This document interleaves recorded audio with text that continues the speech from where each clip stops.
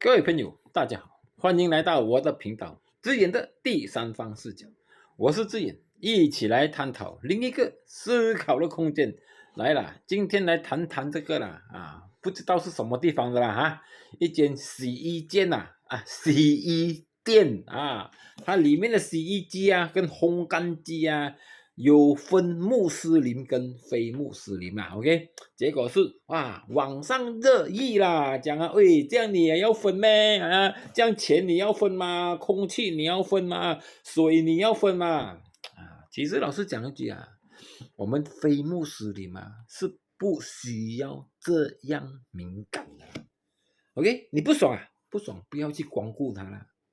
这个很现实、很事实的东西来的。OK。其实这样东西这样的东西也不是一次两次了我想一下，大概是6、7年前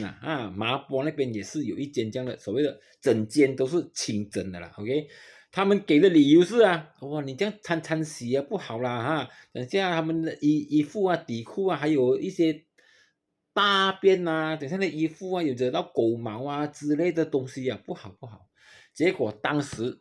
也是引起了很大的热议了 ，OK， 结果是柔佛苏丹亲自下令关闭这一间店过后，玻璃市那边也是一模一样有跑出这种所谓的清真洗衣店结果也是苏丹反对了，然后过后就是各州的苏丹都反对了 ，OK， 证明什么？其实如果你放在商业来看这是很自由的东西嘛。我想做穆斯林的生意，我想做纯穆斯林的生意，这样我就开一间纯穆斯林能够洗能够用的一间店，有什么错？对不对？有什么错？就好像说我要开一间纯素食店，我们讲回我们华人好了，纯素食店，意思说你要长期吃斋的人 ，OK， 你才能够进来的。为什么？因为我要保持我这间店的斋是非常轻的 ，OK 吗？你们平时没有吃斋的，你们不可以进来，可以吗？可以，因为他自己拿本钱出来做生意的嘛，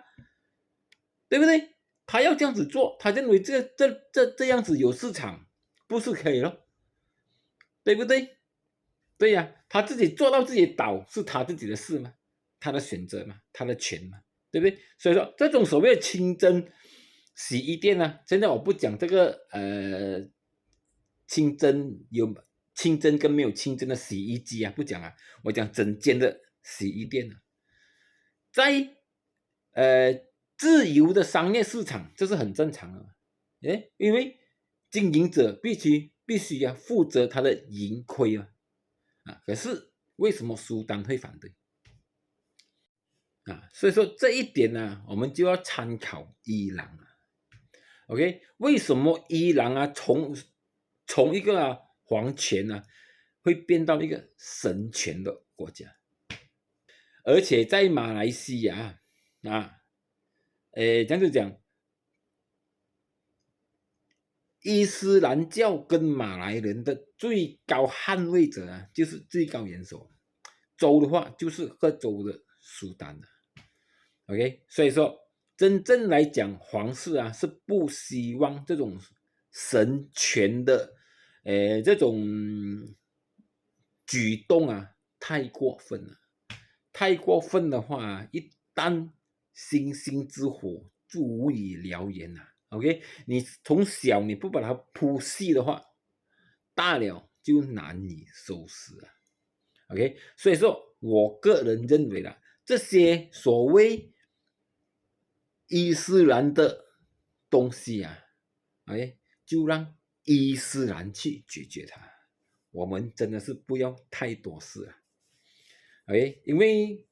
老实讲一句我们一讲什么那都是敏感的因为我们并不是穆斯林一模一样当一位穆斯林来评价我们的时候，我们也觉得你不够了解我们同样的道理我们也是不够了解穆斯林嘛。穆斯林的世界就由穆斯林去解决它。OK， 我们讲什么都好，都是在里面添油添柴罢了啦。OK， 一点帮助都没有。只能够讲一句话：你不爽不开心，你就不要去光顾这间店，就是这样简单了哈。好了，今天就跟大家分享到这里了，我们下次再见了。欢迎订阅我的 YouTube 频道，帮忙按赞、分享、留言讨论，谢谢大家，谢谢。